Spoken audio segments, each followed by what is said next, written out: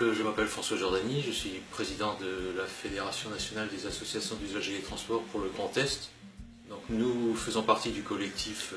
du GCO Non Merci, parce que nous pensons qu'il y a d'autres solutions alternatives au tout voiture qui sera mis encore en avant par cette nouvelle autoroute. Nous pensons que le développement des transports en commun permettrait de diminuer le nombre de voitures sur le contournement de Strasbourg et aux entrées de Strasbourg, en développant déjà le transport ferroviaire qui existe par le biais des TER, transports régionaux. Et ces TER pourraient être développés par des augmentations de fréquence et par une meilleure amplitude,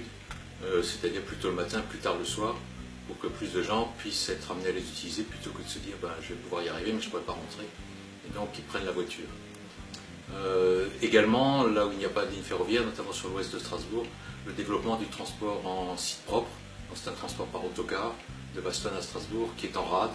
Il arrive jusqu'à Ittenheim et ensuite le reste n'est pas fait. Et nous demandons à ce qu'il se fasse dans le cadre de voies sur autoroute, de voies réservées au transport en commun sur l'autoroute,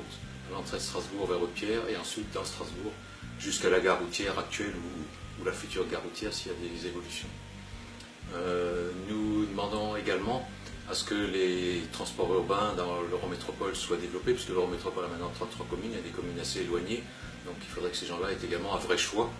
C'est également un élément sur lequel nous insistons, que les gens aient un choix entre la voiture et les transports en commun.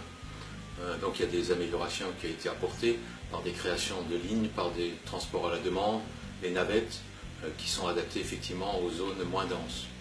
Ce que nous demandons également, c'est qu'à l'entrée de Strasbourg et le plus loin possible de la commune soient installés des parkings relais,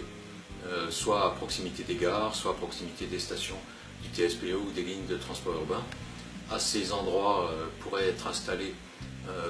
des parkings relais donc pour les voitures, pour des sites pour le covoiturage, des places de voitures en cities, donc c'est l'autopartage, voilà, les véhicules en autopartage,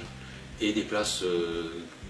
sécurisées pour les vélos, parce que le vélo à assistance électrique peut être également un mode pour se rabattre vers un endroit où il y a un transport en commun.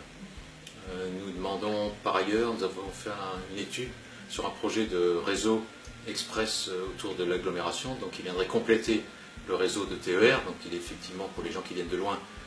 à l'approche de Strasbourg, il vaudrait mieux qu'ils aillent le plus rapidement possible au centre-ville, mais qu'à côté de ça, il y a un transport complémentaire par rapport à certaines communes tout autour de Strasbourg, nord, sud, est, ouest, qui permettrait de venir à Strasbourg en s'arrêtant dans les différentes communes, notamment de l'Eurométropole, et surtout en tangentant Strasbourg, c'est-à-dire en continuant au-delà de Strasbourg, sans s'arrêter à la gare centrale. Voilà les propositions qu'on peut faire,